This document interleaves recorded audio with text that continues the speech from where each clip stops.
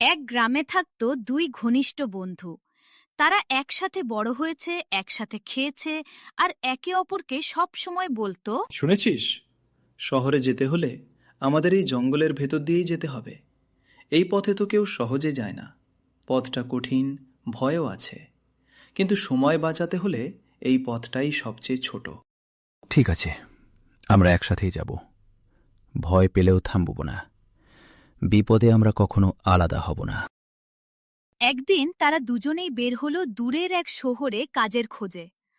পথটা ছিল জঙ্গলের ভেতর দিয়ে। চারদিকে উঁচু উঁচু গাছ, অচেনা পাখির ডাক, আর বাতাসে অদ্ভুত এক ভয়। তবু তারা ভয় পেল না, কারণ তারা ছিল বন্ধু। হাঁটতে হাঁটতে তারা গল্প করছিল, ভবিষ্যতের স্বপ্ন, ভালো দিনের আশা। কেউ ভাবেনি এই জঙ্গলই তাদের বন্ধুত্বের পরীক্ষা নেবে। হঠাৎ ঝোপের ভেতর থেকে এক বিশাল ভালুক বেরিয়ে এলো। তার গর্জনে যেন বন কেঁপে উঠল। এক মুহূর্তেই সব বদলে গেল। এক বন্ধু কোনো কিছু না ভেবেই দৌড়ে গিয়ে গাছে উঠে পড়ল। সে ভুলে গেল তার সঙ্গে আরেকজন আছে। অন্য বন্ধুটি দিশেহারা হয়ে পড়ল। গাছে ওঠার সময় নেই, দৌড়ানোর শক্তিও নেই। ঠিক তখন তার মনে পড়ল, সে শুনেছিল ভালুক নাকি মৃত মানুষকে ছোঁয় না।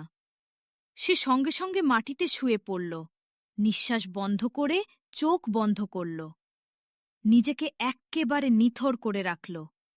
ভালুক কাছে এসে তাকে শুঁকল, কিছুক্ষণ ঘুরে দেখল, তারপর ধীরে ধীরে বনভূমির ভেতর হারিয়ে গেল।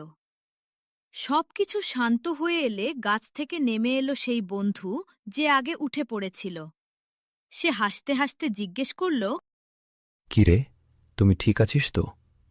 ভালুক তোর কানে কানে কিছু বলেছে নাকি? ভালুক নাকি বলেছে, যে বন্ধু বিপদে ফেলে রেখে পালায় তার সঙ্গে আর বন্ধুত্ব করা ঠিক নয়। এই কথা বলেই সে একা একা হাঁটা শুরু করল।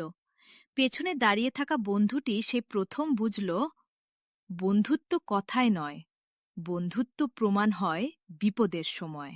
গল্পের শিক্ষা হল, সবাই বন্ধু বলে দাবি করতে পারে, কিন্তু সত্যিকারের বন্ধু বিপদে পাশে দাঁড়ায়। ভিডিওটি কেমন লাগলো কমেন্টে জানাবেন, আর লাইক সাবস্ক্রাইব করে দিন। আর ভিডিও দেখার জন্য